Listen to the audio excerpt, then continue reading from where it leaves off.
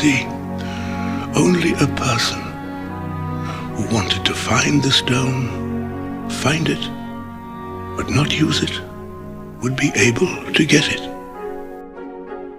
Harry, do you know why Professor Quirrell couldn't bear to have you touch him? It was because of your mother.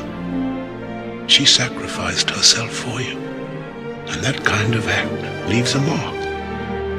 Oh no, this kind of mark cannot be seen. It lives in your very skin. What is it?